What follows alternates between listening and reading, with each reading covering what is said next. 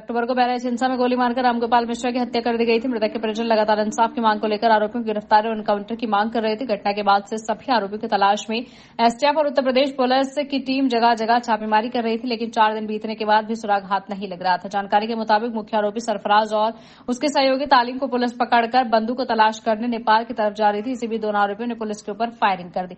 Police की तरफ से की गई जवाबी फायरिंग में सरफराज और तालीम दोनों को गोली लगी है। दोनों को जिला अस्पताल में भर्ती करवाया गया है, जहां दोनों का इलाज जारी है। फिलहाल आपको बता दें कि इस घटना में मौजूद सभी नामजद आरोपियों की गिरफ्तारी कर ली गई है।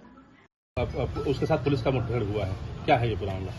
जी, थाना हरदी के क्षेत्र अंतर्गत महाराजगंज में जो 13/10 को एक बहुत दुखद और दुर्दांत घटना हुई थी, जिसमें एक युवक को गोली मार के हत्या कर दी गई थी, उसी के क्रम में हमारी टीम ग्राउंड पे काम कर रही थी। सभी अभियुक्तों की हमें तलाश थी, तो आज 5 मुख्य अभियुक्त पुलिस के कब्जे में आ गए हैं, जिनमें से 2 अभियुक्त जो हैं, जिनका नाम है मोहम्मद तालीम उर्फ सबलू और मोहम्मद सरफराज उर्फ रिंकू।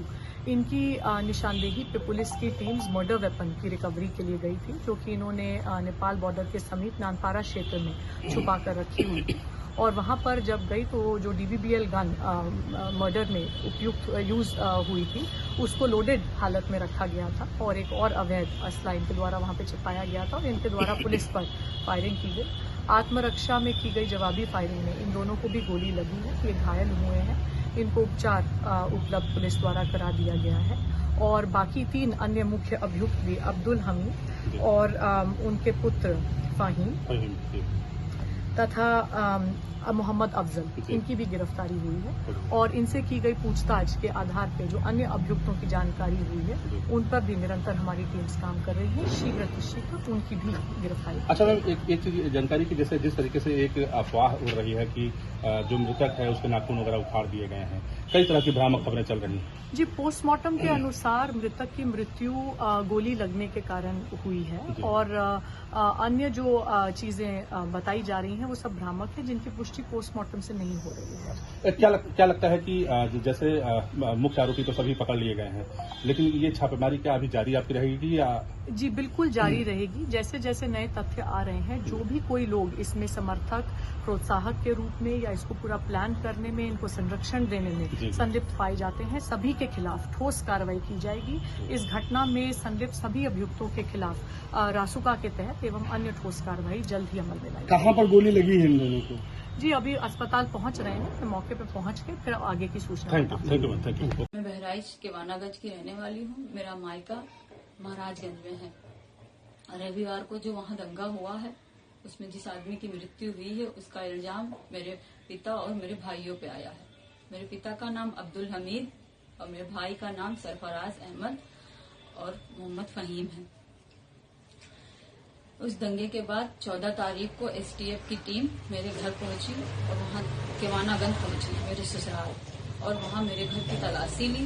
जब वहां कोई नहीं मिला तो वो लोग मेरे पति ओसामा और मेरे देवर शाहिद को लेके चले गए। उसके बाद से उन लोगों का कोई अता पता नहीं चल रहा है।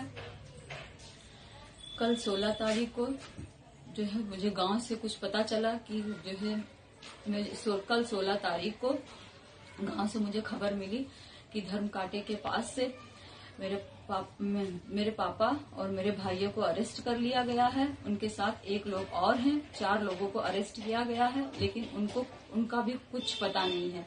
न उनका कहीं कुछ दिखाया जा रहा है, किसी थाने में भी वो नहीं है, न कोई कप्तान कुछ बता रहे हैं, न मीडिया में कुछ पता चल रहा है। हमको डर है कि उनका फर्जी इनकाउंटर दिखा के उनकी हत्या कर दी जाएगी और मेरे पति ओसामा और शाहिद को भी मेरे पति ओसामा और शाहिद की भी हत्या कर दी जाएगी। माननीय